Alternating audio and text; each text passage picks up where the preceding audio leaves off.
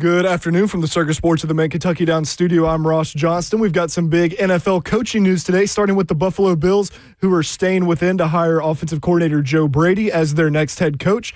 Brady has been in Buffalo since 2022. Due to this hire, ESPN's Adam Schefter and The Athletic's Diana Rossini have reported that former Giants head coach Brian Daboll is set to take the Titans' offensive coordinator job if he does not end up being hired by the Las Vegas Raiders to be their head coach, as we are now in wait-and-see mode with this potential Titans hire. Also, the Pittsburgh Steelers have officially signed head coach Mike McCarthy to a 5-year deal, and the New York Jets just announced they are parting ways with offensive coordinator Tanner Engstrand. We had 2 top 25 showdowns last night in college hoops. Number 4 Duke beat number 20 Louisville in Durham 83-52, led by freshman Cam Boozer, who put up 19. And number 1 Arizona held on at number 13 BYU to win 86-83 as they were led by 29 points from freshman Braden Burries. Lastly, tonight, number 18 Vanderbilt hosts Kentucky at Memorial Gym with tip-off set for 8 p.m. And we have a top 5 matchup as number 5 Nebraska heads to Ann Arbor to take on number 3 Michigan with tip-off set for 6 p.m. For all your foundation repair waterproofing needs, visit USSTN.com. Breaking news at once on your home for the Titans and Vols. This is 104.5 The Zone.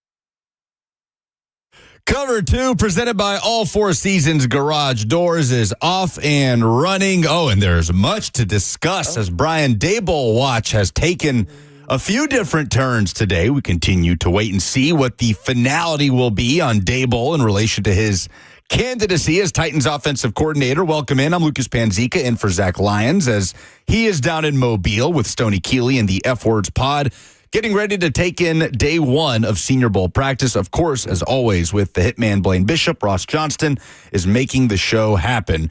Blaine, I don't know how much you're keeping up with the goings-on of the Brian Daboll sweepstakes at this point, but it's taken a few turns today as Buffalo has hired Joe Brady to be the next head coach of the Bills. Las Vegas is down to 3 finalists, it would seem, with Brian Daboll as one of them. And all the while, we wait and see if he will indeed end up as Robert Saleh's offensive coordinator. I don't know. Joseph Bonanno said that he could actually call plays even with no experience. He says, why not him? Everybody else is interviewing it with no experience.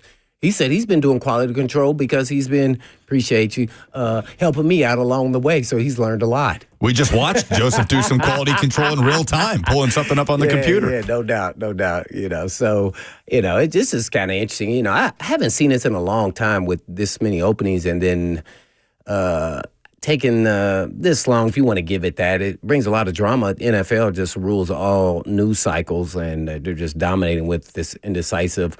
You see the curve where it's going with indecisive decisions, let alone the league is getting younger and younger as far as their head coach. It seems like it's a trend. And also, by the way, it's a trend outside of McCarthy, maybe. Everything else is kind of going to the younger, more relative coaches. So you wonder, how much experience they're going to have going through their first rodeo as head coaches. So I think the Titans are in a good spot now. I'm hoping if they get Daboll, this will be now 3 head coaches in my mind, and we win there every time when it comes to a critical decision. Now, the players have to go out there and execute, but we will not have the issue of that we weren't prepared, time management, clock management, all those things that go with being a coach, because now we got 3 brains, 3 heads up here who are all been coaches before. In my mind, Fossil was a head coach just because he's been over special teams, and that is actually literally the definition of being a head coach of the entire team, because you're speaking to not only the starters on special teams, but the backups are all the starters. And he has been an interim head coach as well. Head coach with the Giants. With the Rams. Rams, okay, yeah. So, this is exciting. Just if they can get Daboll, I would feel very comfortable being part of the NFL family that the Titans did an excellent job on getting all the pieces together. Now it's about getting the right parts with the players and on the same page as far as system and get everything down so they can just start playing freely. So that sometimes that takes longer than others. But if you get the other coaches, implemented assistant coaches, to that speeds up the process. So, because, players are instinctive and you want them to play that way. But sometimes when you're learning a new scheme and system, some players become a little more robotic. So the sooner you get the players in place, the more they start understanding the scheme and system is what's asked. Then now we're off and running. And if they get Daboll, I would feel like they got a great shot of being very competitive right off the bat. So, now, we still have other things, free agency. Yeah. But I'm talking about adding those pieces, especially with Begranzi, maybe continue to add more pieces, young pieces, and veteran guys in the right spots, and boom, there you have it. Chemistry is right there created. 615-737-1045 is how you jump in on the phones. We are also on 1045 The Zone TV, YouTube, Facebook, Twitter, and Twitch. So here's how the timeline has kind of come together in terms of Brian Daboll and his candidacy as the offensive coordinator of the Titans. Diana Rossini reported last week that if Brian Daboll does not land the Buffalo Bills head coaching job, then he is expected to land in Tennessee as the offensive coordinator. Fast forward to today, and the Bills hired Joe Brady, which we could talk about later on in the show, elevated from his offensive coordinator position to replace Sean McDermott as head coach. So, in turn, Titans fans' reactions are, there you go, Brian Daboll should be the next offensive coordinator of the Titans. But Daboll this morning completed his second interview in person with the Las Vegas Raiders about their head coaching position. And then both Diana Rossini and Adam Schefter reported that Brian Daboll is expected to be the offensive coordinator of the Titans, contingent upon him not getting the Raiders head coaching job.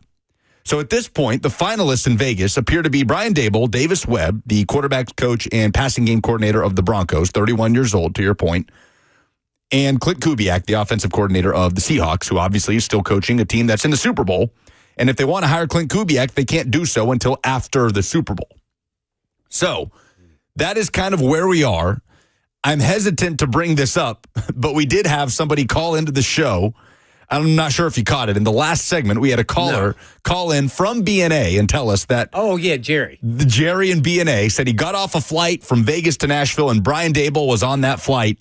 And he went up and said hello and said good luck, and we believe in you and all these things. And Daboll said thank you. Now, for all I know, it could be just another bald guy that was on his plane that Jerry walked up to. But we've seen a couple people tweeting now like, oh, my mom was on a plane with Brian Daboll from Vegas to Nashville. Take it all for what it's worth. But that is kind of where things stand at the moment. The question is when we get a resolution on this plane. That's kind of the unique nature of this coaching cycle, is how late in the game. We're sitting here January 27th, and there are still 3 jobs open. And the Senior Bowl has started. Senior Bowl started today. Yeah. And one key candidate in all of this cannot be named a head coach until after February 8th when the Seahawks play the Super Bowl. And Kubiak is what you're saying. Clint Kubiak. Mm-hmm. So there's a lot of moving parts here. Arizona, Vegas, and Cleveland are the jobs left open. Are there any connections with Vegas to Daboll? The only connection would be Tom Brady. Brian Daboll, 2 different stints as an assistant coach under Bill Belichick in New England when Tom Brady was the quarterback. Mm-hmm. Now, Daboll coached in Kansas City in 2012, was the offensive coordinator of the Chiefs. That would be his one connection with Mike Borgonzi. Peter Schrager of ESPN reported that the two have a very good relationship. It's been reported that he and Saleh also have a very good relationship, even though they've never worked together. But yes, Daboll did overlap with Brady in New England. So if the Raiders, we went from, Buffalo head coaching search watch here to Vegas head coaching search watch. If the Raiders decide they don't want to wait on Clint Kubiak, then they are essentially down to Brian Daboll and Davis Webb. So Tom Brady, who seems to have a lot of power in what's happening in Las Vegas right now. Can we confirm that?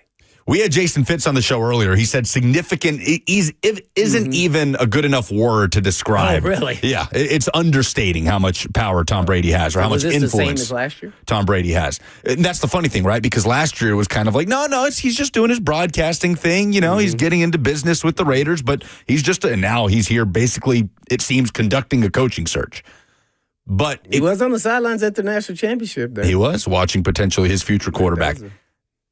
It could come down to somebody Tom Brady knows and overlapped with multiple times in New England who has a more accomplished resume, or this 31-year-old wonder kid, Davis Webb, who was drafted in the 3rd round of the 2017 NFL draft, has been a coach in the NFL for less than 3 years and could very well be the next head coach of the Raiders. But he's never called plays, right? Has never called plays. Quarterbacks coach and passing game coordinator under Sean Payton.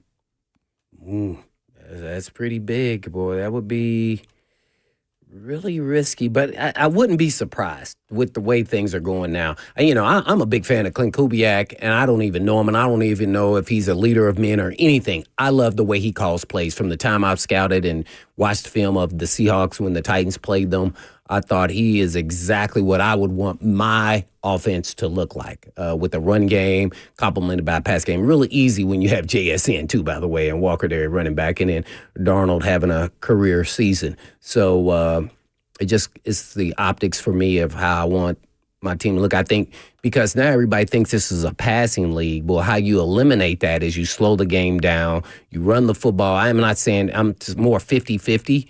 And then you play great quality defense, and that's how you beat these offensive-minded guys. And most of the times, as you'll see, the defensive guys win more often than not. So you got to watch what's really going on, and that's really unique in itself to me. So I just like that. And then his tree, and then he's part of the NFL family with his dad and everybody else and his brother. And, I mean, these guys are barn bred. So that's kind of when you want to take a risk on a guy. I think he's called – is this his first year calling plays?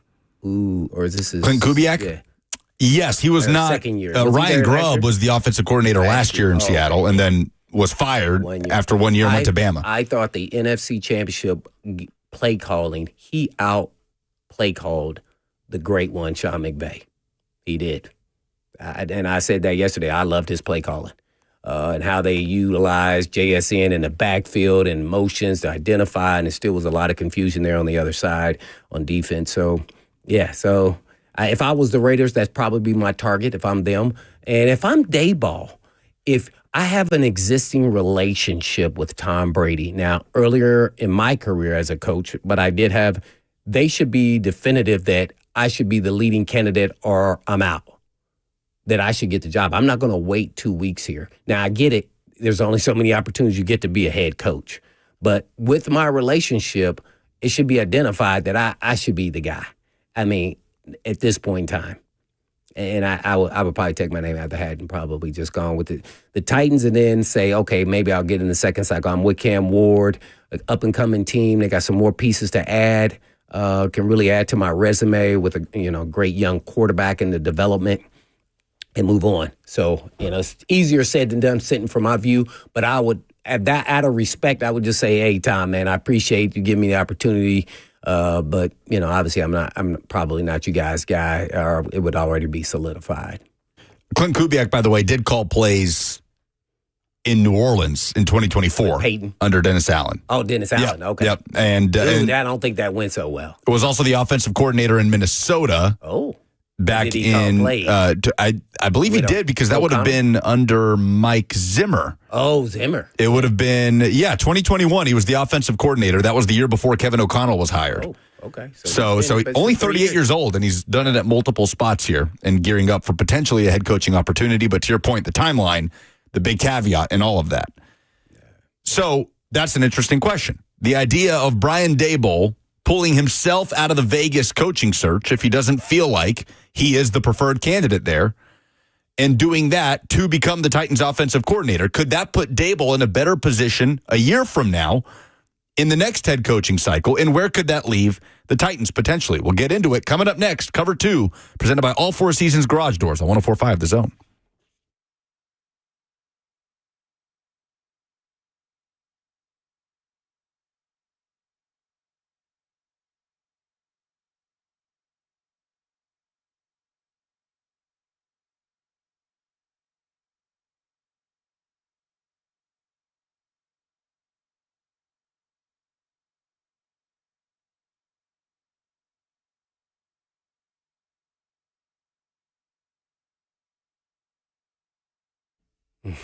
Well, naturally, the new year has passed, and everybody has their New Year's resolution. They're back in the gym, and they're putting in work, trying to use the weight room to or the gym to help them lose weight. Well, all you have to do is approach the weight loss with Edge Peptide Hormone Therapy because it's a little different.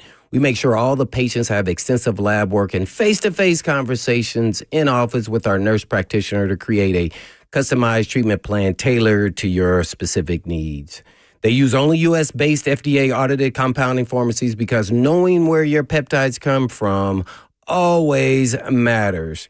You also get to enjoy access to their in-body scanner to track weight loss and make sure you're maintaining that muscle mass that you have built, as well as lowering your A1C, keeping your cravings in check, prioritizing protein, and having someone guide your journey from start to finish. So call the team at Edge Peptide for all your wellness questions at 615, of course, 724-1878. That's 724-1878, or you can check them out online at edgepeptide.com. Hey, it's Zach Lyons. If you wear glasses, you already know the struggle. I'm constantly looking for them, waking up blind without them, knocking them off the nightstand. Heck, I even have to get prescription sunglasses. So don't even get me started on vacation. Swimming, forget it. Fogging up, smudges, scratches. My whole day revolves around these things so that I can see. And the truth is, I've been dealing with blurry vision for years. Glasses help, but they're also a hassle. And lately, I've been seriously thinking there has to be a better way. That's when I started hearing from my colleague, Sarah Cumulus, who had vision correction done by Dr. Horn at Vision for Life. And every single one of them said the same thing. They wish they'd done it sooner. So I did my homework, I read the reviews, and decided it was time. I'm going to have my vision corrected by Dr. Horn, and I'll walk you guys through the experience step by step before, during, and after at the end of February. If you're tired of dealing with glasses, contacts, or blurry vision, don't keep putting it off. Call Vision for Life at 615-436-2020 or visit visionforlife.com to schedule your consultation. I'll keep you posted, and trust me, I'm excited to finally see clearly.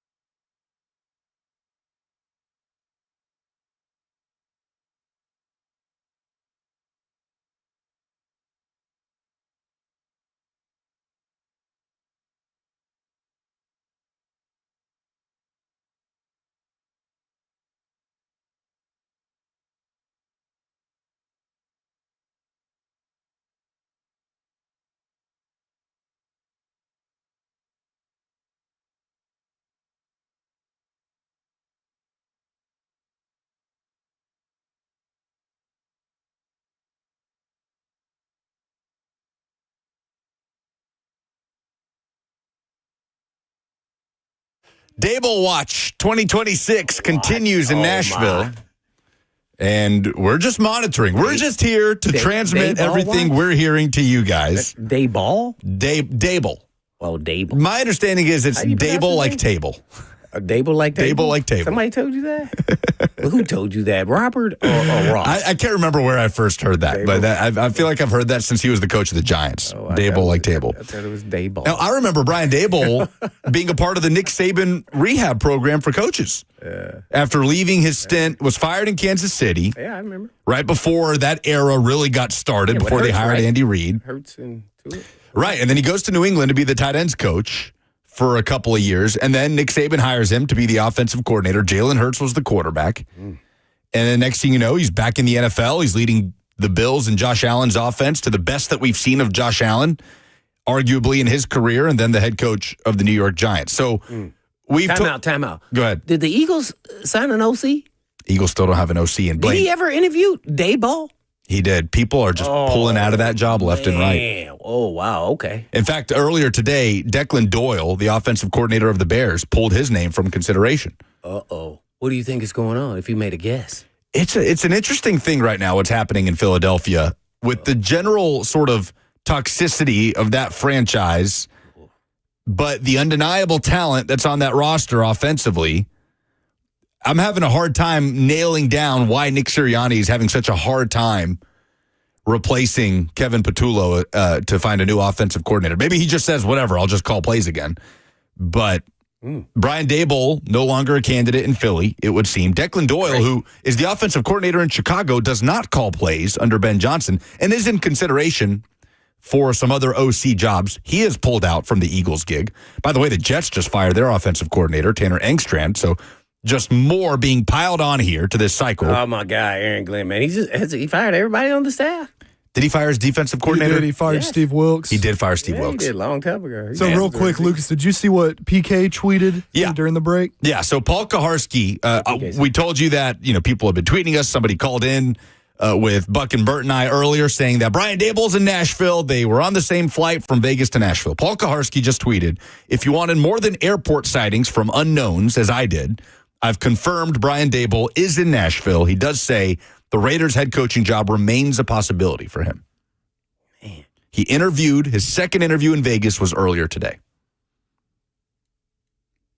But that Raiders job still on the table, according to PK. So I think that brings Can up. he do like McDaniel and say, hey, I'm taking the Chargers job unless I get the head coach job wherever they are? Right, which is essentially what Mike McDaniel did. That's what Brian And then he ended up Flores taking it. did. Right. That's what Brian Flores did as well. Right, yeah. He went ahead and signed an extension in Minnesota, Brian Flores. Well, let's get that in writing there, Mr. Daboll.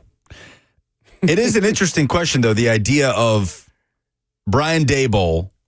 What would be a better option for him right now? Would it be waiting out, potentially, being the new head coach of the Las Vegas Raiders, or going ahead and taking this offer on the table with the Titans and seeing what you can do with Cam Ward and propel yourself into the head coaching cycle in 2026, I guess I should say in 2027, and give yourself more options?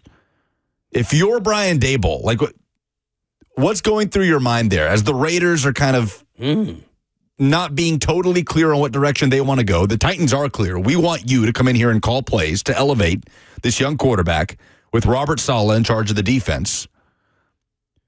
What could put Brian Daboll in a better position to have options? Is it about having options next year, or is it about potentially taking what's on the table right now in a head coaching opportunity in Vegas if it does come open for you? Well, I don't really know too much about Vegas besides, they have Brady there and Davis and, they got the first pick, obviously, so he's going to get to work with Mendoza. So sometimes that's appealing to, especially an offensive-minded guy that he gets to work with his guy. But I think they need a lot of pieces as well. So, and you only get one opportunity to be a head coach. Now here, to me, I could settle in and probably be here a couple years, take this offense to where I think it can go with another big piece at receiver or, number one, and we're right where we need to be sooner than later. So it could even happen even faster.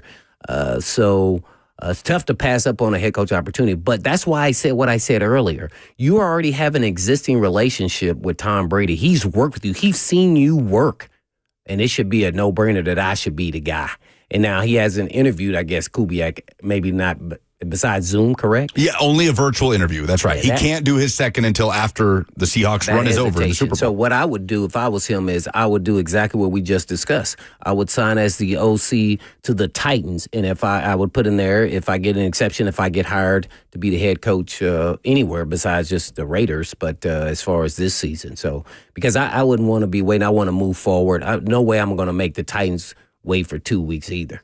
And then guess what? You get the best of both worlds. If in 2 weeks you get the head job, then they'll be looking. Now you've hurt the Titans thinking that they have their guy as OC, and then now they're back out on the market too. So that, it could be viewed both ways. But you're never going to pass up. There's only 32 opportunities. You're always going to take the head coach job, even if you know it's a bad situation. It's just tough to pass up. Yeah, that's the question, right? The risk reward of it all for the Las Vegas Raiders. That'd be real calculating to me if I was Daboll. That's what I was going to say is I feel like everyone's making it a Mendoza-Cam thing, but I wonder if in his mind he's like, do I think there will be a better job next year? Because we all figured it's one and done with him here. More likely than not, he would get a head coaching job next year. If it goes well, I think it would be likely. So it's like, is there going to be a better job next year than this Raiders job? Do I even want to wait that long to try to get a head coaching job if I can get one right now? I don't think it's as much about the two quarterbacks as people would think. No, I think it's more about opportunity. How many head coaching jobs did he interview for? I believe it was just Vegas and Buffalo. Yeah, he did interview here. He did interview here, but those are the only two where he made a second interview. Mm-hmm. Yeah. See, so it's about opportunity. I think you just don't know if you're going to get that second opportunity. We could talk about Jim Schwartz. He never got a second opportunity. Did he? Right, he was with Detroit Lions. No, he did not get it. He could in Cleveland. It seems like there's some momentum there. Look how the time has passed, and it's kind of, as I mentioned yesterday, that maybe with Bonanno is that maybe it's because some of the coaching candidates didn't want to bring Schwartzy with them. See, and the organization does. So that then put him in a situation where he gets an opportunity to be a head coach. If that didn't exist, he wouldn't get another opportunity. He hasn't interviewed. Did he interview anywhere else? Maybe another. Jim Schwartz might have interviewed somewhere else. He's not been considered a legitimate candidate anywhere other than Cleveland, where he obviously already works. Yeah. So it's tough, man, to get that opportunity. A lot of coaches, I would say, I'm not going to use the fear, but just knowing that you may not get another opportunity to be a head coach, and you go after it. So that's why it's hard for him to say, pull my name out. Like, I don't know if I'll get an opportunity. Yeah, I guess that's the question for Daboll. How much are you willing to exhaust, give the Raiders as much time as possible to give you that opportunity, as opposed to just taking this situation with the Titans, understanding that if you bring Cam Ward up to year 2 with a big leap, the way that will be expected, and Brian Daboll, by the way, very high on Cam Ward. Remember the Giants tried to trade up to the number 1 overall pick this past year. Well, we can make that assumption. I'm not an assume guy, but maybe their GM did. Who was making the decision? Sure. Joe Shane. I don't know that. The GM in New York. I've seen it reported as well that Brian Daboll was very high he had to sign off on Cam Ward. Mm-hmm. Sure. But the Raiders have had a pretty high level of dysfunction over the years, right? Haven't won a playoff game since 2002, since they played you guys in the AFC Championship game in 2002. That's a long time. Last time the Raiders won a playoff game. Wow. That's rough. Oof. The only streak that's longer, we kind of played this game earlier today. I did not know this off the top of my head. Can you name the only team that has had to wait longer for a playoff win? A playoff win. Chargers. Miami. Oh. Miami has not won a playoff game in the 21st century. The Raiders, not far behind, right? So that's what you're dealing with. Mark Davis on down. The number 1 overall pick with Fernando Mendoza sitting right there. But here's the other thing, Blaine. Brian Daboll has to hire a defensive coordinator. It's late in the game. It's January 27th. Right? There are so many things that have to go right in Vegas. Not to mention, if Brian Daboll is not the Raiders' first choice, how much of a leash does he have in Vegas that has been notoriously turnover laden under Mark Davis's leadership. Ooh, that's tough to say. But how do you weigh in? Didn't he interview for the Bills job? He did. Who would know him best? The Bills. I think Josh Allen would know him pretty well. Yeah, and he didn't make it. So do you take that into account if you're the Raiders or any other coach? Maybe he's just better fit for an OC. Is that what is being said without it being said, based off what's happening? See that, and only the guys in the league know if he's really fit. I've never seen him at work. I don't know if he's a great leader. I don't know any of these things, but I think he's a good OC. So I think sometimes you just got to will to, this is who I am, at least as of right now, till you prove otherwise. 615-737-1045 is the number. I imagine it's a good side. He's back in Nashville. Yeah. And we'll see what else that means. PK and people have seen him. Credibly reported that Brian Daboll is boots on the ground in Nashville, but PK says the Raiders gig still on the table for him. I asked Ross to drive up to the B&A, but he refused to. Said traffic stuck back here right now. Roads are clear, that's for sure. Oh, I know, man. I got here pretty quick. Larissa in Nashville is up first. Hey, Larissa. Larissa. Hi, you guys. Hi, everyone. I hope, and I'm so glad everyone is staying safe. Yes. Real quickly, I'm going to piggyback on what you were saying, Blaine, in regards to Coach Ryan.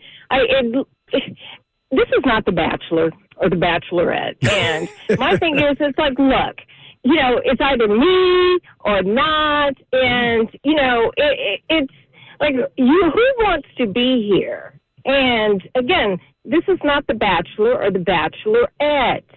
And if it isn't Ryan, then Coach Ryan, with all due respect, because I'm going to mess up his last name, so that's why I'm not saying it. Who would the Titans fans want to be here? Because I think the Titans fans deserve to have someone that wants to be here and not teeter-tottering in between this and that and such opportunity. Yes, he would be a great fit and be able to help Cam.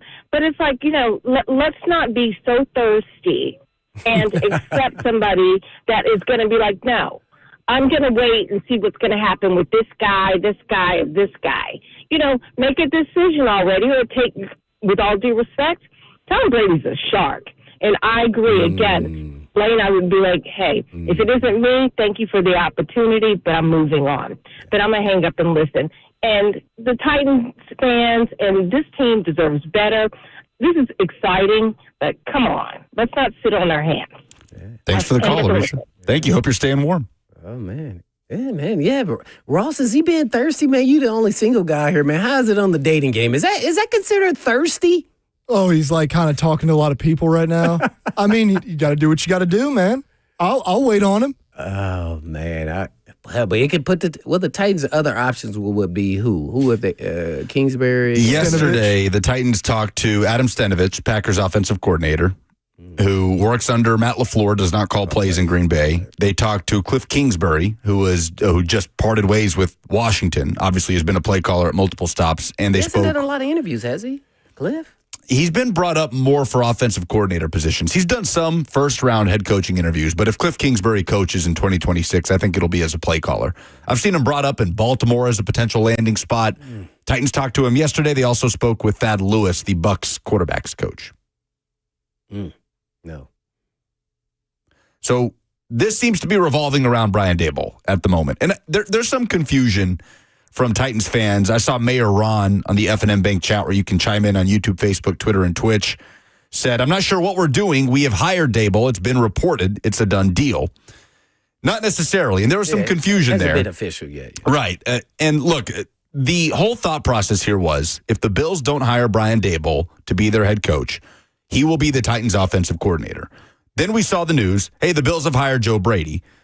And quickly, Diana Rossini came out and said, Titans are set to land Brian Daboll as the new offensive coordinator. But very quickly came a caveat. Oh, wait. Well, she forgot that he interviewed for the Raiders. Unless he gets the Raiders head coaching job. So everything still is dependent on what the Raiders do and whether or not they want Brian Daboll to be their head coach, whether or not Brian Daboll wants to continue to play that waiting game with Vegas and exhaust every single opportunity to be a head coach right now or take the Titans job, just worry about the quarterback and the offense, and put yourself in position to be a head coach next year? I think he's just leveraging and hedging. I think he knows he's going to be the Titans OC, and, they just give him an extra $1 million. Yeah. Because he flew in. He knows it's over. That's what I was going to say. He knows it's over. Go ahead. That's what I was just going to ask is, like, what could they do today with him being in Nashville to maybe have a chance to just go ahead and lock this up? Yeah, make him not want to go back to Vegas. The fact that he's in Nashville now, right? Like, why come back to Nashville? And so quick, right? It's if you're waiting, fairly everything telling. is a waiting game. You can go back home. Right. 615-737-1045. I don't know if back home for Daboll is much better than the situation down here in Western New York, weather-wise. Cedric in Nashville's up next. Hey, Cedric. Man, listen here, man. I am parched. Call me thirsty all you want, dog. I am waiting for Brian Daboll. But you know what I'm saying? Now, Brian, you know this better than anybody. In the NFL, it's all about relationships and who you know. Who does Brian Daboll know out there in Vegas? He knows Borgonzi. He knows Sawa. That is why he's back, man. Nobody's stealing my joy. And listen, man, I want to throw something out there that nobody's talking about. Tom Brady, but he kind of snakish. Yeah, but I mean, come on, man. But, that's a good point, Blaine. But if we get Daboll, man, don't be surprised if we sign Wandale Robinson, man, in free agency. I was looking at the free agent list. 1,000-yard receiver out of the University of Kentucky. Get some more speed. Pair him with DK. Maybe we bring Chig back, man. That could be super, super exciting, man. But I have not had this much excitement about the Titans, man, since we lost that game to the Bengals, man. So, hopefully we get some good news today. I hope y'all break it. Always great to talk to the MVP. Always great to talk to the hitman. Ross, appreciate you, bro. I'm out. Yeah. Thanks, Cedric. Ross. Long time listener right there. He knows who he's talking to. 615-737-1045. I think that would be, speaking of MVP, that would be an MVP staff. I would be super excited.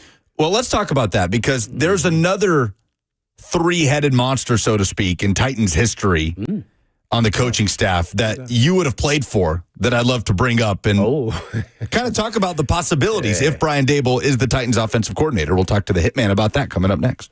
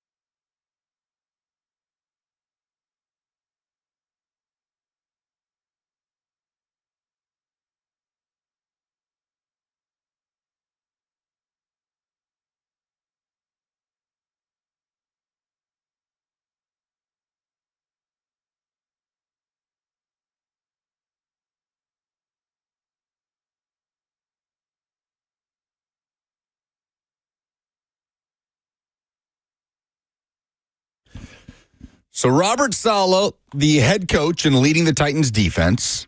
John Bones Fossil will stay on as the special teams coordinator, as reported by Paul Kaharski. And potentially, if he does not land the Raiders head coaching gig, Brian Daboll as your offensive coordinator. It's quite a three-headed monster on your coaching staff. Mm-hmm. Two that have been head coaches in the past, and one that has at the very least been an interim head coach and is one of the most respected at his position in the NFL, talking about Fossil. So we were discussing it earlier today, Buck Burt and I. When's the last time the Titans had a trio of coaches that would match up in terms of resume, career accomplishments, and the place that they kind of, the big name kind of coaches in those positions? Doesn't have to necessarily be special teams coordinator, but between those four positions, head coach, offensive coordinator, defensive coordinator, and special teams, when's the last time the Titans had a trio that could match up in that way? And I thought back to Jeff Fisher, Mike Heimerdinger, and Greg Williams. Blaine, when you were playing, does that make sense to you? Is there anybody since that you would put up there? Man, that's a tough call. Like, I can only think of that. We must not forget special team coach Alan Lowry. Alan Lowry, yep. And Les Steckel was there on the Super Bowl team as the offensive coordinator. Then the next year, Heimerdinger was the coordinator, so I can't forget that. But, yeah, we felt like we had multiple head coaches that were proven in this league. So it's really hard to do that now. I can't even recall because you go, okay, Vrabel and Malarkey and who were their assistants. And you tell the tape is those guys get opportunities to be head coaches. And I don't think any of those guys, assistant coaches, became, at least in the running, became a head coach. So I got to say it's during the early 2000s there. All three of those, Heimerdinger, Fisher, and Williams, were at one point or another a head coach. Alan Lowry. And Alan Lowry. Was Alan Lowry ever? Yeah, he was a special teams coach. But he was never a head coach. No. Right. No, he was not. But of Williams, Fisher, Heimerdinger, they were a head coach at one point or another in their NFL careers. Yeah. So I think that's what you would put it up next to, just in terms of resume, right? And the name that they are when they're hired, because that's all we have to look at. All we have to look at is what Brian Daboll has done in his career, the defenses Robert Saleh has orchestrated. And as long as you have great relationships with those guys and work well together, you can always defer and have conversations with their experience. All of them have somewhat, long history of experience in the league, whether you're an offense or defensive play caller to special teams coach to now getting your second shot being a head coach in Saleh. So I really like that dynamic and the experience. And as far as with the players, you're old enough to have experience with some, I'm going to give it the term, old heads, and then you're young enough to relate to the actual players. And then to me, playing in the NFL is really about mastering the fundamentals. And I think that's a lost art now. And I think those coaches all understand that. And if you don't master the fundamentals, sometimes it gets old to players and they get kind of drift and lose it. But mastering the fundamentals is really the key to success. And then let your talent take over. And I think those guys are all fundamental. Like, it's hard, though. All these young players are so gifted and talented. I think they lose sight of just fundamentally being sound, play in and play out. I think concentration is lost on what your job task is and understanding, just the game in itself, at least the NFL game. It would be quite the full circle kind of moment there, right? If Brian Daboll ends up coordinating Cam Ward and the Titans offense after leading the Giants when they drafted Jackson Dart, knowing the Giants made that push to draft Cam Ward and trade with the Titans to get to the number 1 overall pick. To fast forward to 2026, and if you told anybody before the 2025 season started, hey, Brian Daboll is going to end up calling plays for Cam Ward in year 2 of his pro career. Wow. Yeah. And I think that's the difference between, with Callahan. We didn't know what we were getting. We know what we're getting with these guys. And I think the expectation is going to be higher than maybe is fair, but it's going to be there, especially after we see what they drafted in free agency than draft. But, yeah, I think the expectations should change pretty quickly with that kind of staff. And then their assistants. We see that they also are hiring some of their assistants, right, Ross?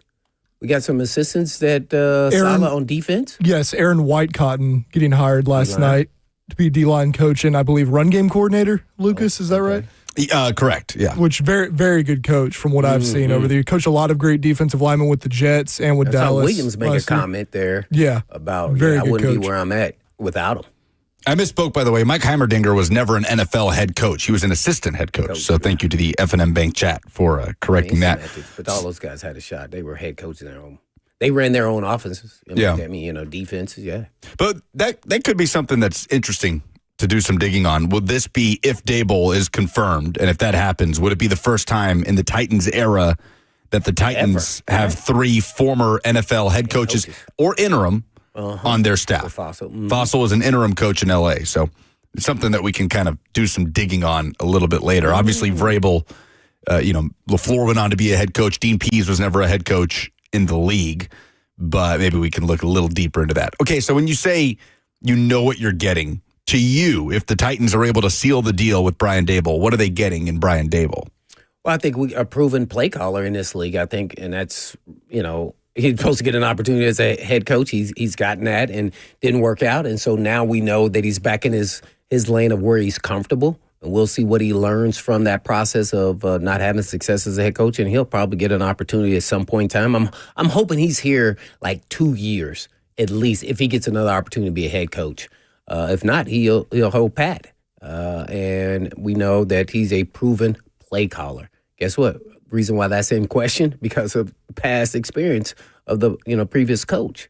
And he's worked kind of with quarterbacks that he's kind of molded his offensive play calling to their strengths. And that's another trait that I like. And that's what, defensive coaches do. And you don't try to ask a guy to do something that he's not real comfortable with or his strengths. Now, every now and then you're going to have to do something that's not to your strengths, but you also identify what they are and say, hey, player, go work on these things that aren't so good. Because a lot of players don't, they run from their weaknesses instead of running to it, especially, this Gen Z, they just keep doing what they've been doing instead of saying, I want in totality an all-around really good player, so then no player or coach can say that you can't do something. Like you don't want to say, but he can't be he's not a good tackler. Let's say defense. Oh, no, well, we'll go work on your tackling. So, why is that? Because then they, end up talking to the assistant coaches. Why is he not a real polished route runner? That's your job. Well, it's also the player's job to continue to work on route running. You think the young players, DK and Alec, are not working on their route running? Because ultimately, those are the players that are really good. They perfect the fundamentals of route running. Watch this. How much more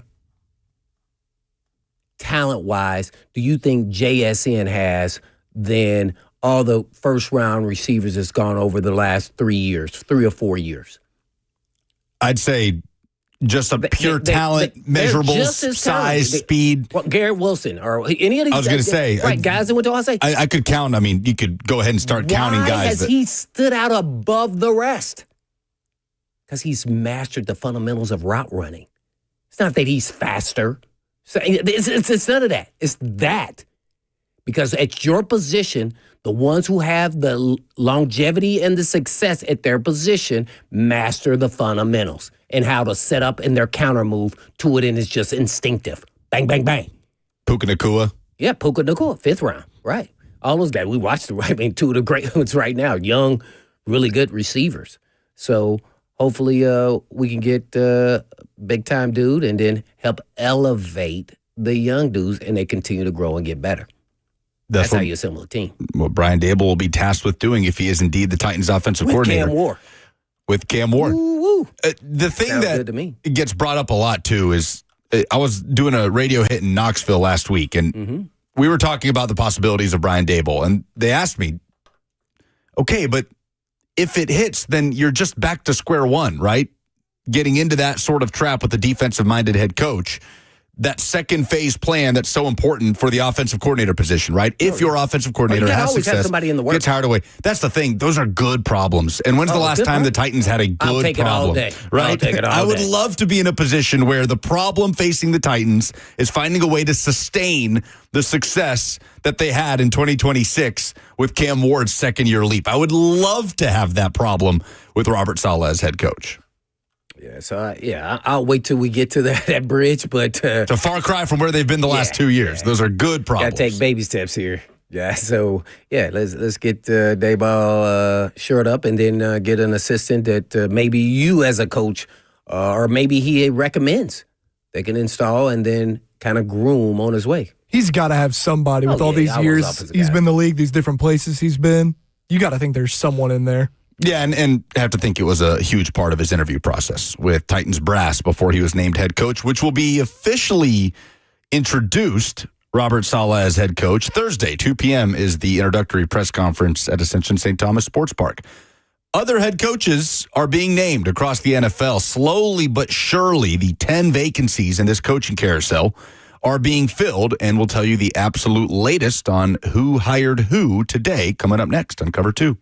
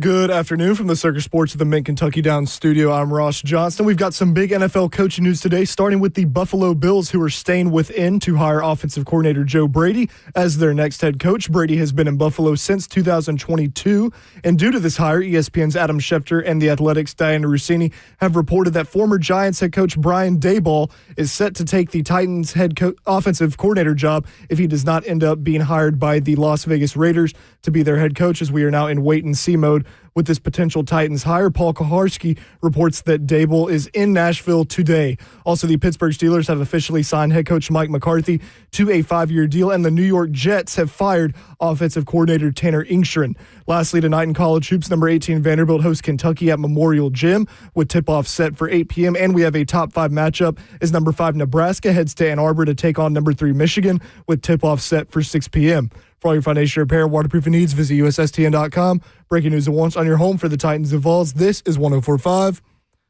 The Zone.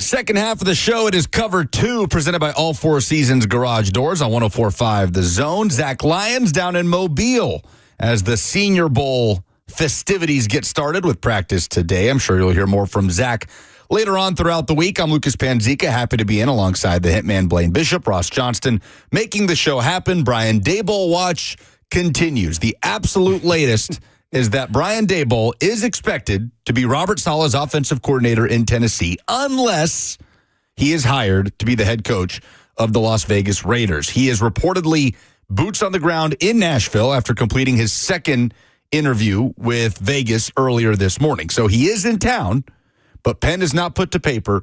Nothing official has come down quite yet. I will say, though, Blaine, I'm proud of Titans fans.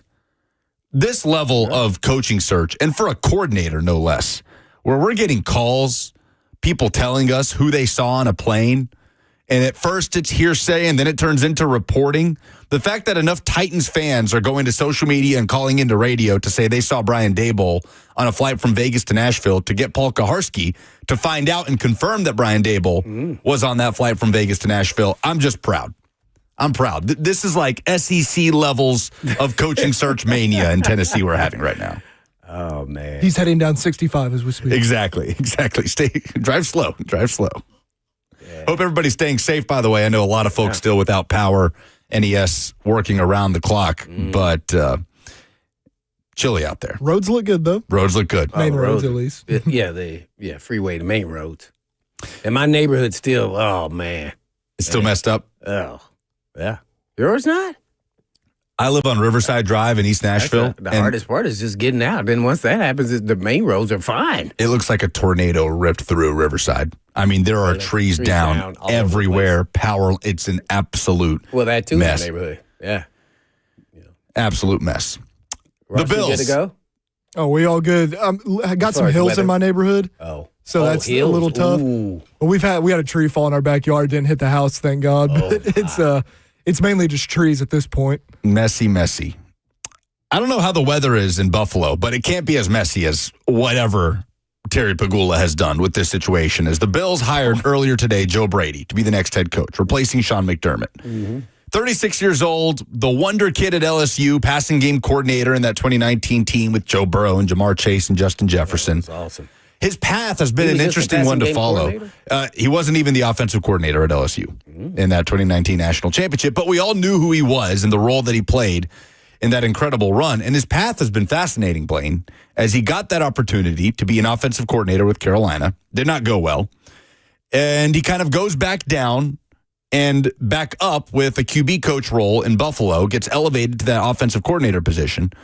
But how, if you're a Bills fan, are you supposed to wrap your head around the idea that Joe Brady will be the head coach to get Buffalo over the hump, as opposed to Sean McDermott, who's a proven winner, and all you did was fire Sean McDermott based on locker room emotions and then promote the offensive coordinator that you already had to begin with and wasn't exactly lining up interviews to be a final head coaching candidate anywhere else. Oh, I don't know how they sell that. I mean, only thing you could look at is like when Andy Reid left the Eagles there, and he had a bad winning record that last season, I think. So it's kind of justified there, right? If I can recall correctly. So, Yes. it seems like they just didn't have a plan, and sometimes not having a plan. I'm a planner, but sometimes not having a plan, and then it seems as though it all works itself out. And I think the McDermott, you're trying to look at it from the organizational side of it. They just believe maybe he couldn't get them over the hump. And there was always some excuse, whether it was him, coaching decisions, the ownership group, the GM, somebody always slipped up where ultimately the head coach who's representing the team on the field, they just came up short. I mean, you go look at its record. I mean, the 10, 11, 12. I mean, man, these wins, you just say, how could they let a guy go? Maybe they just felt like this was the year. Guess what? Who's not in it? Lamar Jackson, Mahomes. This is our year. If we can't get it done now as ownership, we must move on. And that must have been their stance. Now, what was your plan before you make a move is not how I would go about that process. But obviously, I think they were emotional. And I don't know if Sean McDermott knew what was at stake. And maybe they had these kind of conversations. I don't know if you have those conversations until it's over. But obviously, everybody involved is to blame, ultimately. Yeah, McDermott was on the staff there when I was with Philadelphia. That's right. Defensive staffer, right? Yeah, he was the assistant linebacker coach with Ron Rivera. Really great guy, solid. I think he's everything you want in a head coach, so I wasn't surprised at all, that he was having that kind of success. So it's just, that's what coaching. Here's one thing about coaching that has never lied to us. Once you get hired, you will be fired. Period. So, there's no woe is me. They still get to collect those checks, whether they're working or not. It's just really weird that he's not in the coaching cycle. So maybe that kind of wore him out a little bit, and it kind of hurt him deeply and said, hey, I need to reboot. I'm going to take a year off and then start this thing up over. And maybe I'll learn some things and, maybe go on some coaching staffs around the league and maybe have a different viewpoint. Obviously, he's probably a little disappointed and upset at the same time. But we'll see where the Bills go. It is a unique thing just by nature to have a coach fired after the divisional round of the playoffs. Yeah. Hasn't happened in the NFL since it happened here with Mike Mularkey. Mm-hmm. But the coaching cycles are really weird. And I'm going to say this, and this is what I learned when I was an actual player. We went to the Super Bowl, right? Tennessee Titans. We fired the OC. I said, how can we fire someone on the coaching staff when we made it almost all the way, almost raised the trophy? Because it wasn't good enough. He wasn't going to get us over the hump. I couldn't understand that as a player, though. We had that much success, and we went in a different direction from Les Steckel to Heimerdinger. And guess what? It was the right decision at the time. But in the moment, I was like, oh, man, let's don't break this thing up. Let's run this thing back. See that? So coaching is just a feel, and you got to trust in the organization and the head coach. And sometimes it doesn't make sense and it doesn't work out. And sometimes you say, why do they do that? And it does work out. You go, oh, man, what if this Joe Brady, all of a sudden they go on a run and then they win the Super Bowl? You just don't know. Coaching is crazy, man. Like I thought Eagles were like, what are you doing? Letting go Andy Reid. Well, it's time. Gave him multiple NFC championships. We just couldn't get over the snide. And it worked out. Not only for them, but also worked out for the Chiefs. So, I don't begrudge anybody when they make a decision like that. You just don't know. We're not in a situation. Maybe they explained it in a way that they shouldn't. But, hey, man, these billionaire guys, they made their money mostly in everything outside of, football. So they're learning along the way as well. Well, you're right. I mean, that's the underlying theme of all of these moves. We have no earthly idea which of these are going to work and which ones aren't. And there's a very real scenario where Joe Brady is able to elevate Josh Allen. It's crazy. He makes a great hire, a defensive coordinator. And next thing you know, the Bills are over the hump and they're winning in a playoffs that actually does contain Mahomes and Burrow. Who knows? All we can do, though, is work with the information in front of us, right? And I have such a hard time hearing Terry Pegula up there defending his GM because he didn't make that Keon Coleman pick. That was the coaching staff. And then promote a member of that coaching staff to be the head coach. There's just so much about it that feels so wrong. But you sit back. I just hate that McDermott wasn't there to defend himself. Right. Do you think, obviously this is total speculation, but do you think McDermott not coaching in 2026 is more a product of when he was fired, it was so late in the game, or McDermott saying, let me take a step back here? Because we have not seen his name pop up for any of these jobs. So I would say it's more him. Let's say I want to take a step back, just get a break and then, surface maybe as an advisor somewhere for a year. He may take off totally for a year altogether. I wouldn't do that. Coaching it's in their blood. They can't help it. So he'll be somewhere on someone's staff. I wouldn't be surprised if he's like there in there with the Chiefs or whoever else he has great relationships with. He's been in the league a very long time. And, just kind of do the Vrabel deal. Mm-hmm. Yeah. And then come back even better. Doesn't that feel more commonplace than it used to be? Yes. We've seen Doug Peterson do it. We've seen Mike McCarthy do it on multiple occasions. We obviously saw Mike Vrabel do it. Technically, Saleh did do it. I know he went to D coordinator before here, but he was a consultant. He was. When he got fired 5 weeks into the season in New York and then went to – so you're right. I mean, he did not just sit on his hands for the rest of that season. He went to help out his buddy Matt LaFleur in Green Bay for a little bit in 2024 before coming back to San Francisco in 2025. So Sean McDermott appears as though he's going that route, a route that Mike McCarthy has taken multiple times now, and is the head coach of the Pittsburgh Steelers. I don't think you guys got much of a chance to talk about this yesterday coming off the conference championships, but what do you make of Mike McCarthy landing in Pittsburgh, his hometown, third NFL team that he will be the head coach of, and saying today that he does hope Aaron Rodgers comes back for another year?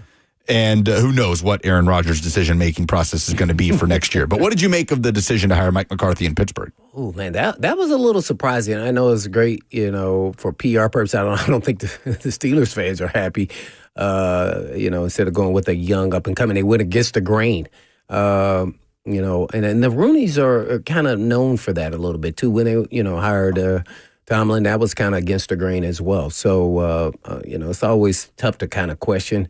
And a lot of fan bases aren't happy with, I think, a lot of the hires now with these coaches, and it's not even over with yet. I could say with us, or at least me, I'm happy and satisfied with the coach that we've hired. If we get Daboll, I'll be really happy. So I think that's a nucleus that I'll be really surprised if they don't have some form of success over time.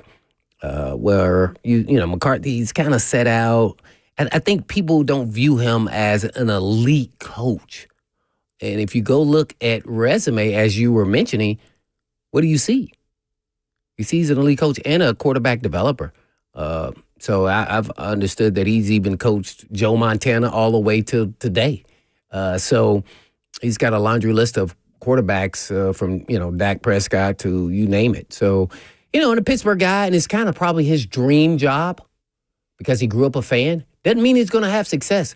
But only thing if I was hesitant, if I'm a Steelers fan, is are we just pushing down inevitably what's going to happen, that we're going to have to go with a young up-and-coming head coach at some point, even if it's 2 or 3 years from now? And can he get us over the hump? Can he get us over the hump? I mean, he couldn't get the Cowboys over the hump. I mean, it was the Cowboys, so don't get me wrong. No, he was hired in Dallas to win a Super Bowl, right? That's why he was hired by Jerry Jones. Their offenses looked fantabulous. And so did Dak Prescott, except for in pressure moments. That's really on the quarterback. So can he get their offense over the snide? Because I would say a lot of people were unhappy with the offense there, for whatever reason. I didn't watch the Steelers play besides a couple games. So I didn't see that, but I know in the playoffs, it was tough. They played some really good teams. And so they also need more weapons for the quarterback, whoever the quarterback is.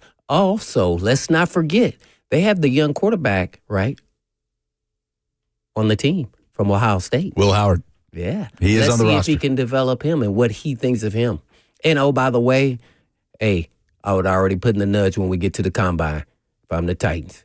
Hey, we got a quarterback. He's healthy. His name is Will Levis. Y'all remember him when he toasted y'all? He just came up sharp, barely beating y'all? Yeah. See, so there are some options for them out there, outside of even what I've just mentioned. So It'd be interesting to see how they play it out. If Aaron Rodgers doesn't decide to play anymore, man, that's tough. So now they're going to draft another quarterback? Not in a great position to.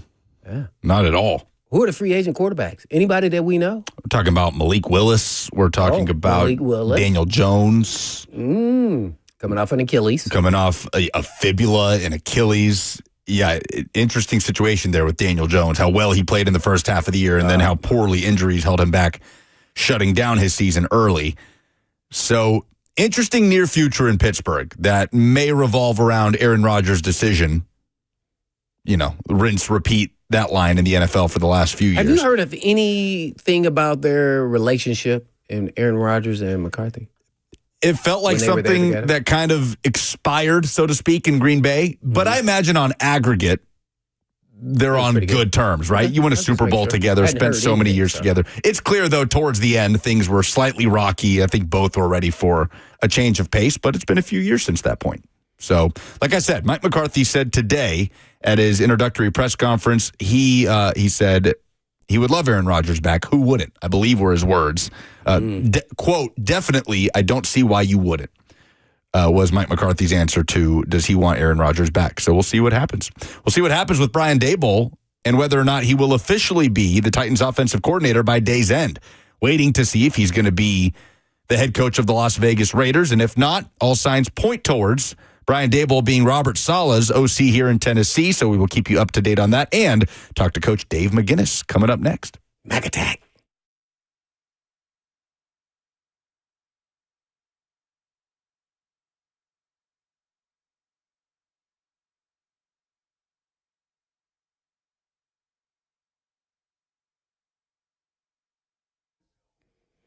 There are a lot of things Americans split 50-50 on. Naturally, politics, working from home versus the office, coffee versus tea. But there's one thing we all agree on. Taking your car for repairs can be complicated. And your repair can only be as good as the person under the hood. And most of the problems in fixing your vehicle is a knowledge issue, not someone trying to rip you off, right? At least you want to believe that. And a lot of techs are not properly trained, so they end up guessing what to do, and that causes delays in getting your vehicle back and repeat visits for the same issue, and you lose faith in their work. For around a quarter century, Eurofix has one thing that they've done efficiently, and they are very different than everyone else. Every visit starts with a free 15-minute no-wrench inspection, so you know what's going on before we start the work. And we give you a call to make sure you understand what work needs to be done. And Eurofix pays its technicians more than any other company does to attract the best and the brightest talent. And Eurofix still fixes European vehicles at below dealer pricing with a 3-year, 36,000-mile nationwide warranty on all the work Eurofix performs. And rental cars are available if asked. Locally owned, family run with 5 locations all over the state of Tennessee. And all you have to do is just give them a call at 844-EUROFIX. That's right, 844-EUROFIX, or check them out online at myEurofix.com. That's myEurofix.com.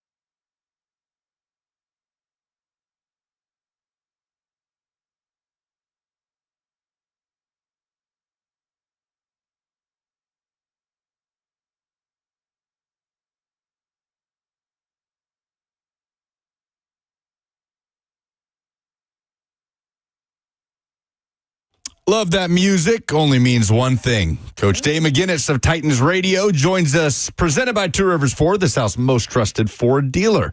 Right here on Cover 2, 104.5 The Zone. Coach Mack, I know things got a little messy in East Nashville, where I live as well, so I hope you're doing well and staying warm here this week. I mean, this part of East Nashville where I live in, I mean, there's been some power outage. We haven't had any over here around Lachlan Table, where I am, but there's a lot of trees down, and I mean, you live around here, so I mean, this place is really icy. It's iced up, these side roads. How used to the icy conditions did you get in Chicago? Was that a pretty big learning curve for you as a Texas guy to live in Chicago for that long? Yeah, and the thing about Chicago, living up there is, I mean, they're ready for it at all times. I mean, it's not anything new. They do it. The whole system is worked around getting the snow and the ice off because, I mean, that city's so big, they have to be able to get all that stuff moved around. I mean, there's been mayors up there lose their job because they didn't clear the streets. Mm. Oh, well, Coach Mack, naturally, we watched Snowmageddon there in Denver. You talk about the eyesight. How difficult is it when you're up in the booth, to call plays? Can you actually see? Were you ever involved in a game? I remember the 85 Bears, or one of those games, they couldn't see down there. But I just, have you ever been in that kind of situation? How much impact that does on the offensive coordinators and defensive coordinators in the games? It's calling plays. Yeah, I mean, I was even from the sidelines. Probably one of the most iconic weather games ever. A playoff game against the Eagles in the Fog Bowl there.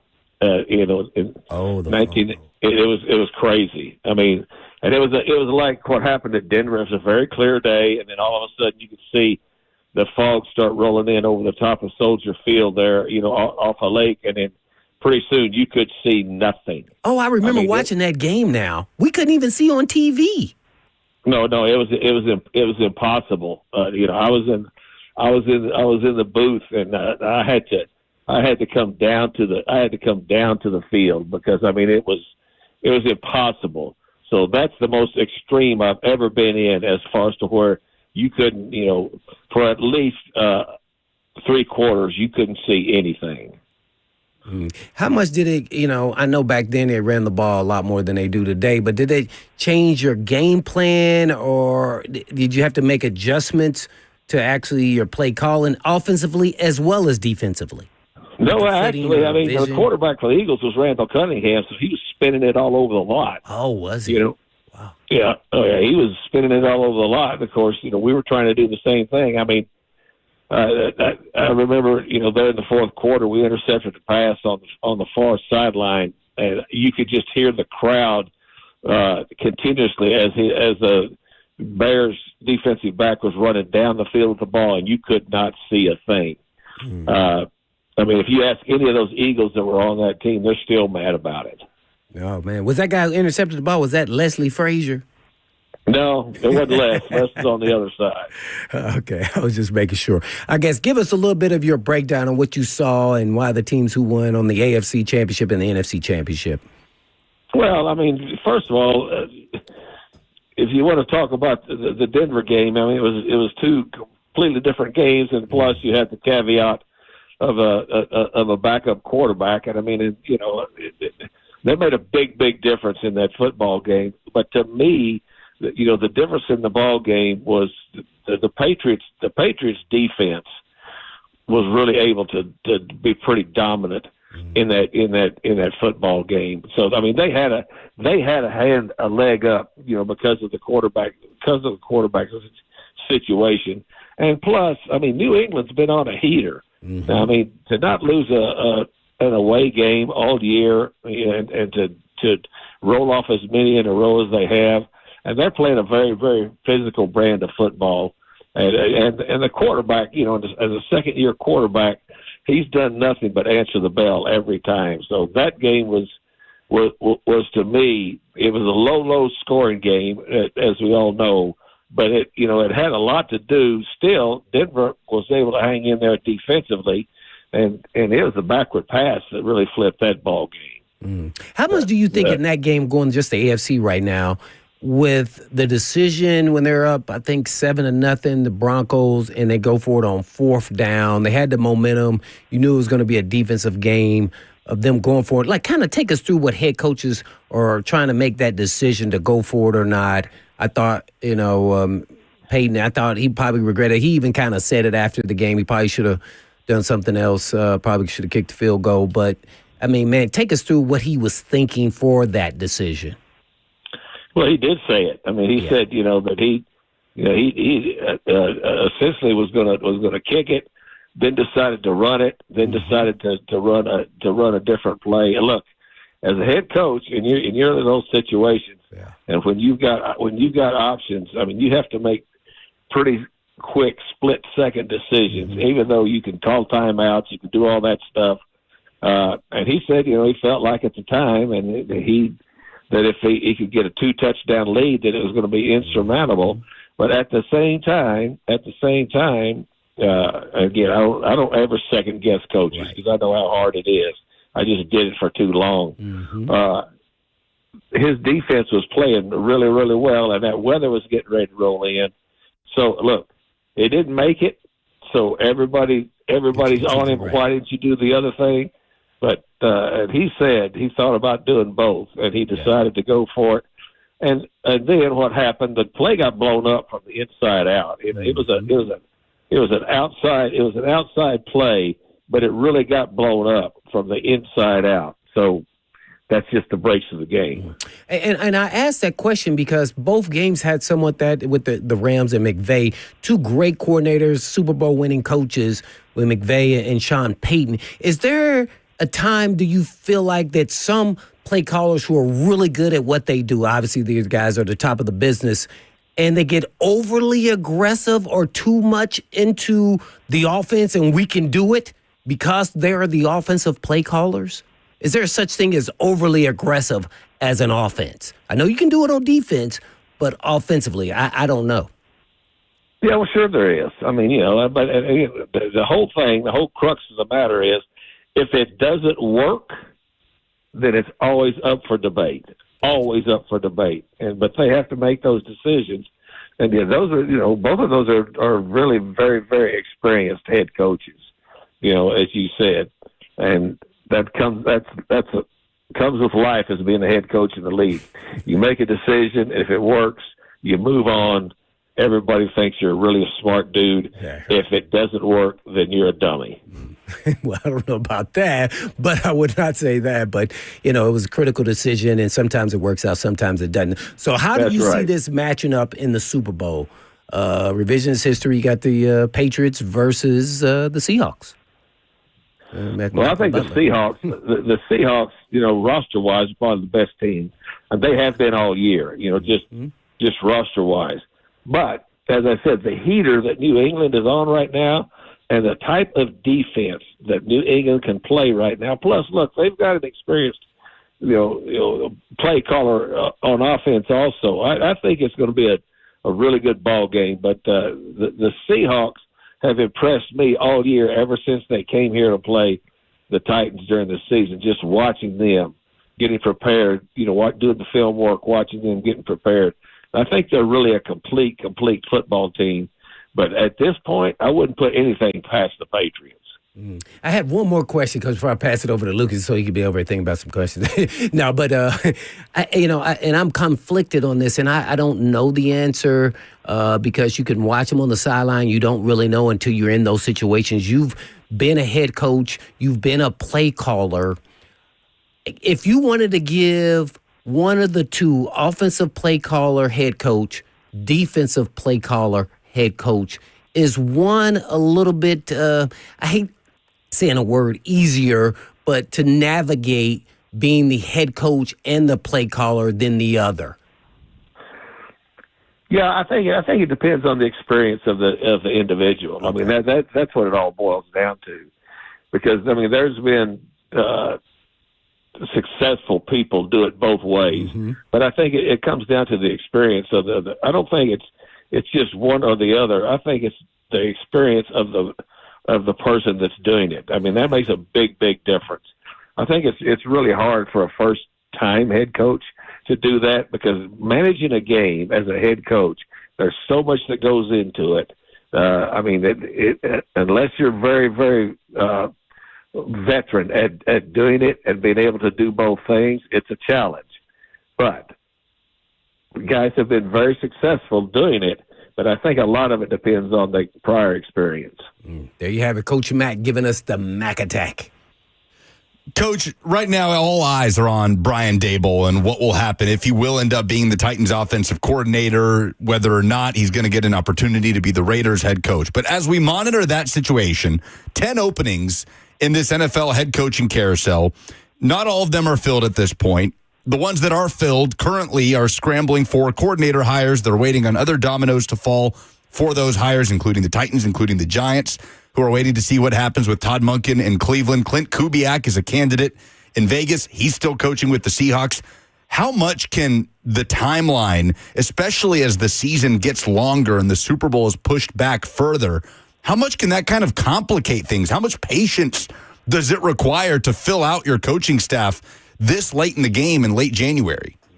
Well, I mean, it's different, especially with 10 openings this year, and a lot of things being contingent upon if this happens, that happens, and plus guys that are interviewing for these jobs are getting several interviews for different positions.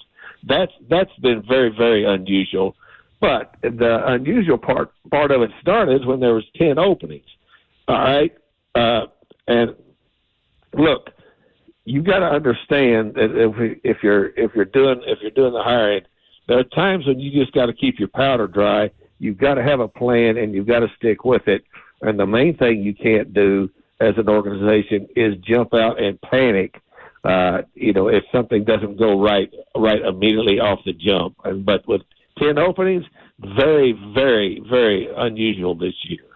Robert Saleh has been officially announced by the Titans. We will see his introductory press conference Thursday afternoon.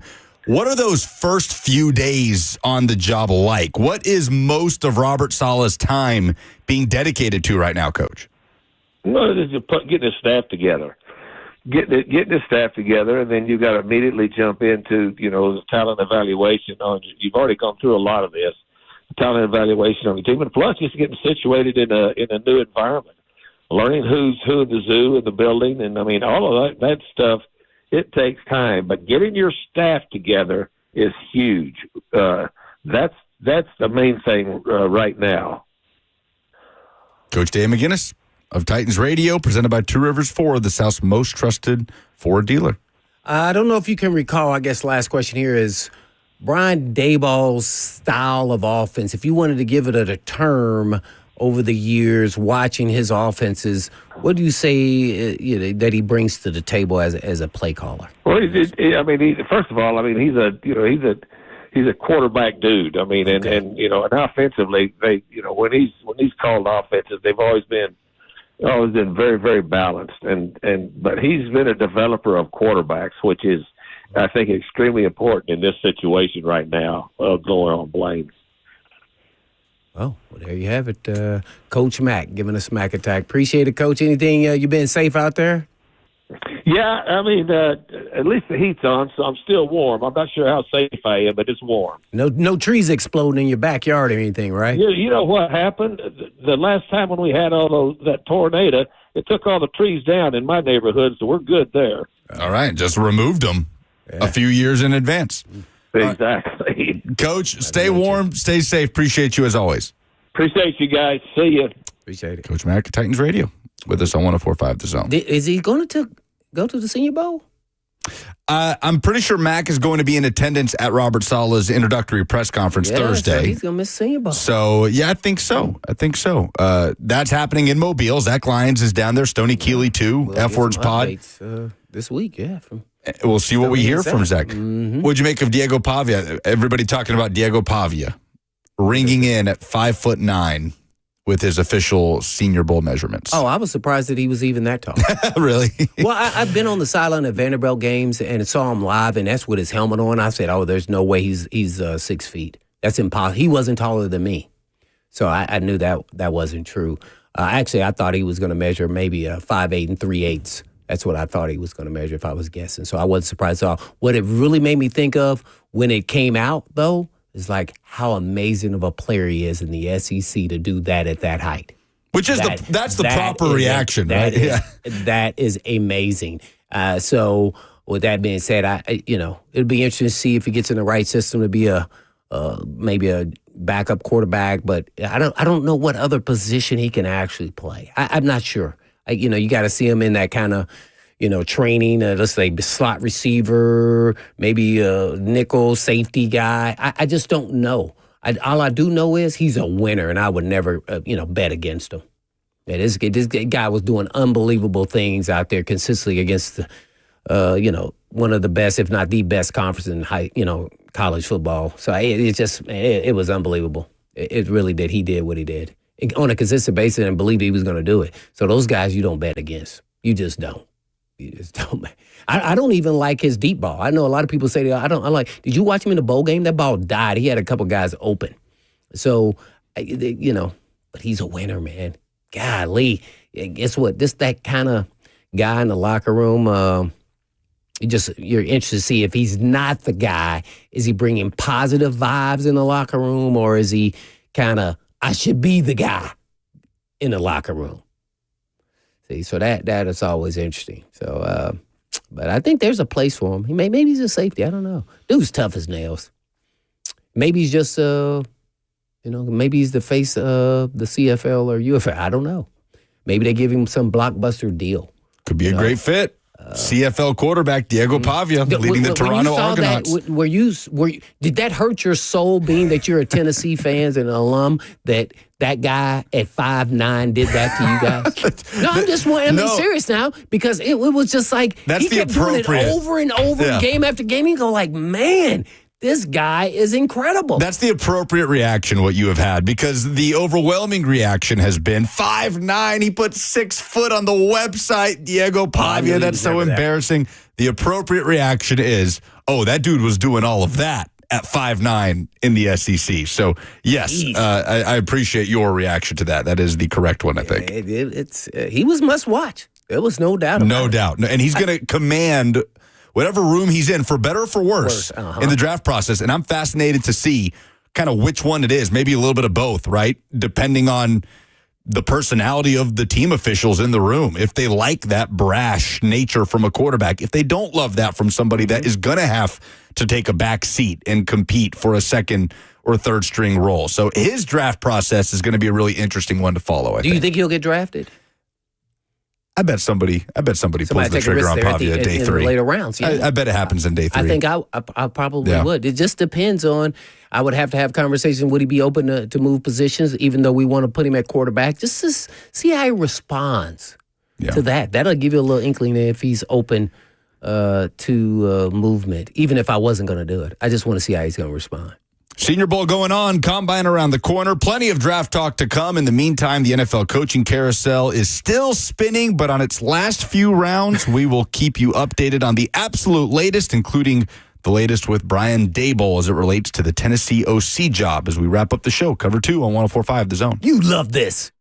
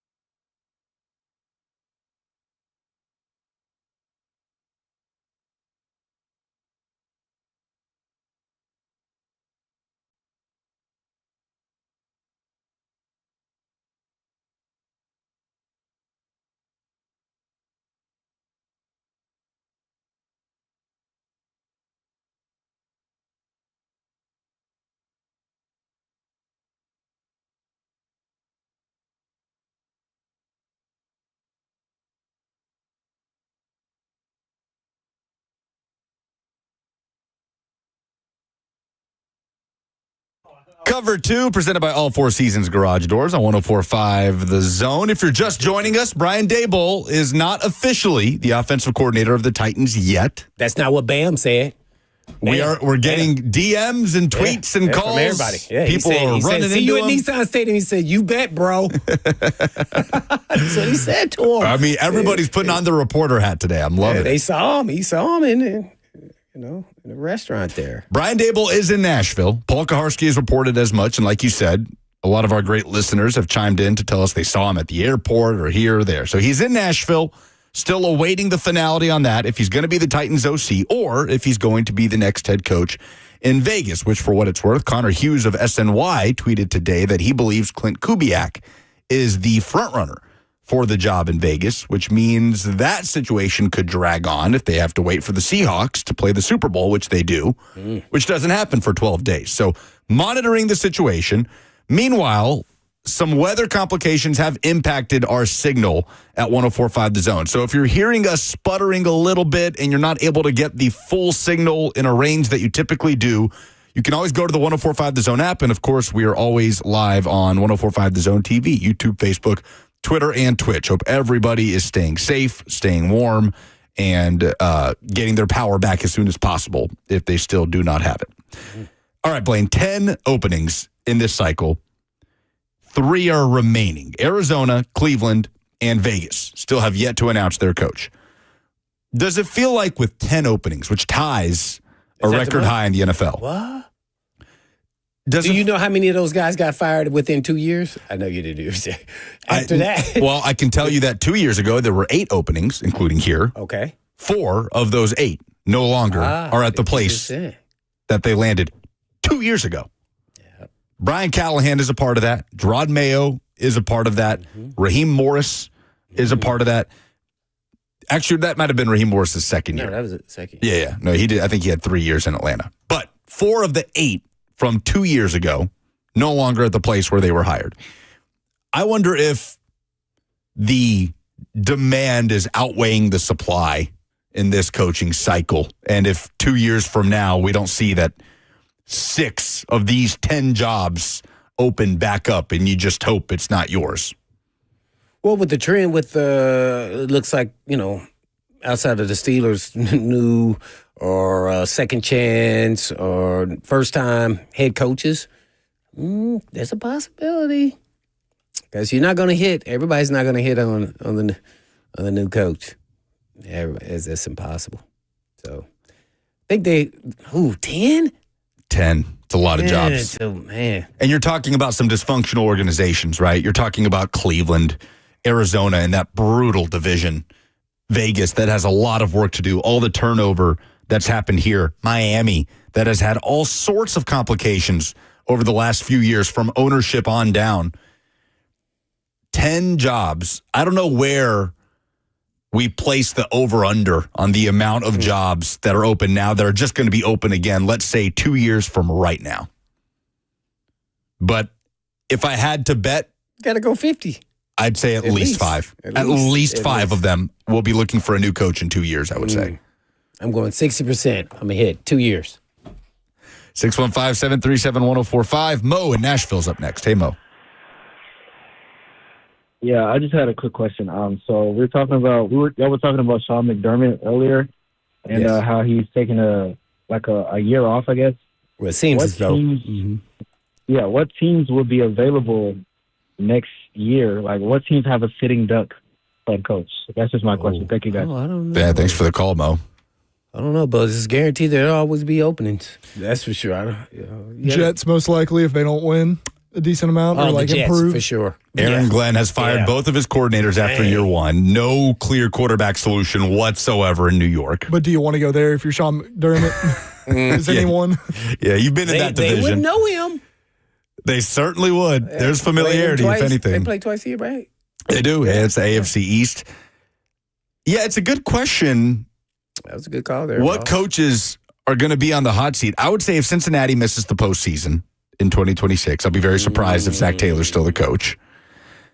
I would say I'll be interested to see what happens with Shane Steichen. I think he's a good coach, but if Indianapolis once again can't get their long-term situation figured out at quarterback, I wonder if we see just a reset button hit there at some point. That's not to say that he would be on the hot seat going in. I don't think that would necessarily be the case.